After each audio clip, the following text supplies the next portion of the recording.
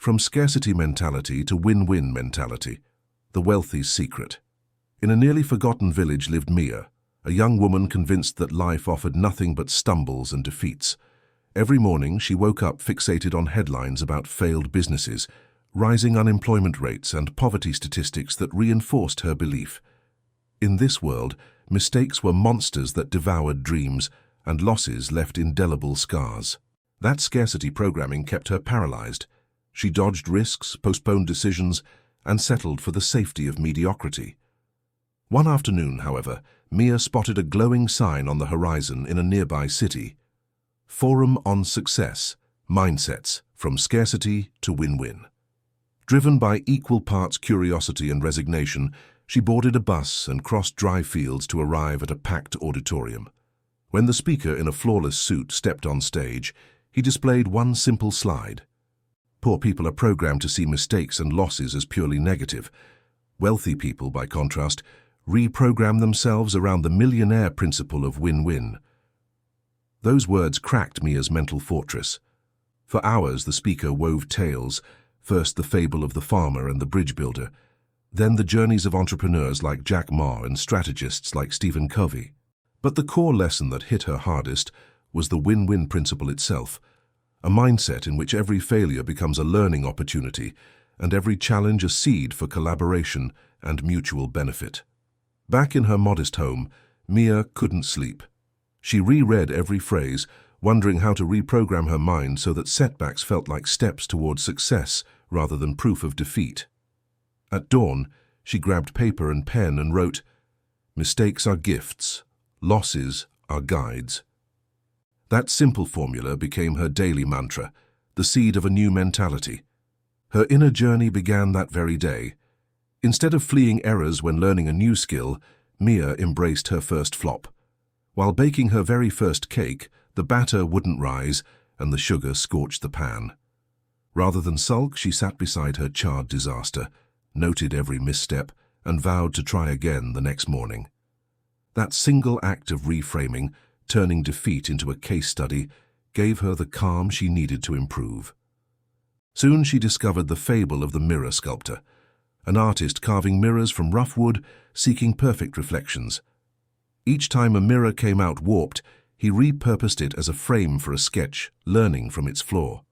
With patience, his craft evolved until he created a flawless mirror that, placed in the village square, reflected not just faces, but the worth of anyone who gazed into it. The mold broke. Defects could spark new growth. The next morning, Mia applied this approach at her job as an office assistant. Every report returned by an executive was no longer a personal judgment, but a free lesson. It revealed her boss's needs and helped her adjust her style. Every critical comment became a gift, a shortcut to better performance. Within weeks, her supervisors noticed her progress and entrusted her with more responsibility, a promotion she once deemed impossible. Inspired, Mia formed a win-win circle with friends and neighbors. At each gathering, someone shared a recent mistake and the group hunted for the hidden opportunity. If a member lost money on a bad investment, they'd analyze what lessons could be drawn: better diversification, deeper research, or seeking financial mentorship.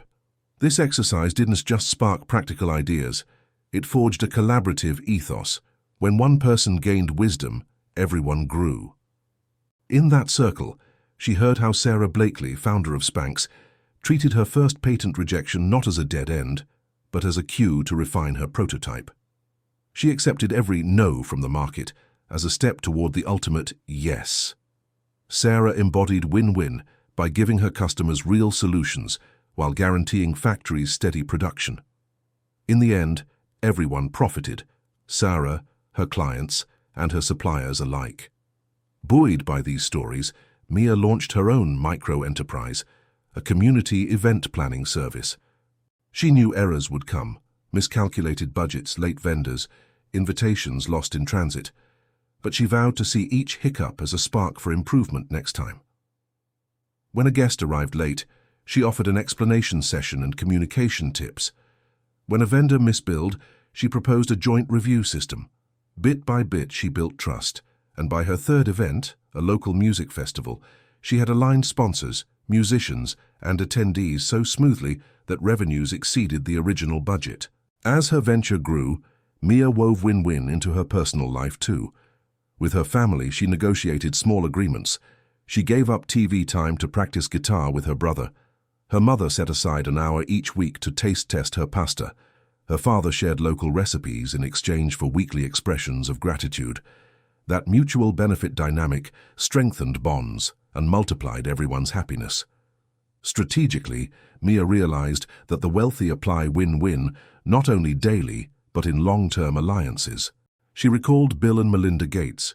Their foundation didn't just donate funds, it partnered with governments, NGOs, and pharmaceutical companies to craft sustainable solutions. Each collaborator gained knowledge and resources. Each community gained health and education. Each donor gained the fulfillment of serving a greater good. Social impact and mutual credibility soared. To systematize what she'd learned, Mia sketched her win-win map in her notebook. Identify the failure. Describe what went wrong. Extract the hidden lesson. What is this error teaching me? Propose a collaborative solution. Who can help improve it? Implement and document. Execute the plan and record results. Share the learning. Spread the experience so others can benefit. This tool became the backbone of every project. Planning, execution, and continuous feedback in true win-win fashion. Her results translated not only into economic gains, but also into networks of trust and inspiration for others to adopt the same mindset. A local news outlet soon interviewed Mia, spotlighting her transformation from someone who viewed defeats as dead ends to someone who turned every stumble into a trampoline for new opportunities. My real wealth, she said, is not in my bank account, but in the ecosystem of shared successes I've helped create. Her words went viral, attracting mentors, investors, and collaborators eager to learn the win-win principle she embodied so well. As her circle expanded, Mia organized a global win-win summit where leaders from different sectors shared success stories in corporate culture, public-private partnerships, and social ventures. The rallying cry was always the same: when you help others win, we all win. The summit's true wealth wasn't just measured by attendance, but by tons of donated food, incubated projects, and strategic alliances formed. Once shackled by a scarcity mindset, Mia had become the voice of a new generation of leaders who champion shared prosperity as the only ethical, sustainable path to achieving millionaire-level results. Today, in every virtual conference and workshop she leads, Mia repeats, "Poor people see their falls as failures. Wealthy people see every fall as an opportunity for everyone to win. That is the win-win principle that transforms not only your life, but the entire world." And in the echo of her words resounds an invitation. Let us build a universe where victories are shared, defeats are our greatest teachers, and true wealth springs from the awareness that only when everyone wins does success become lasting legacy. If you enjoyed this video, don't forget to subscribe for more great content. Like this video to show your support. Share it with friends who'll love it. Comment below with your thoughts and questions.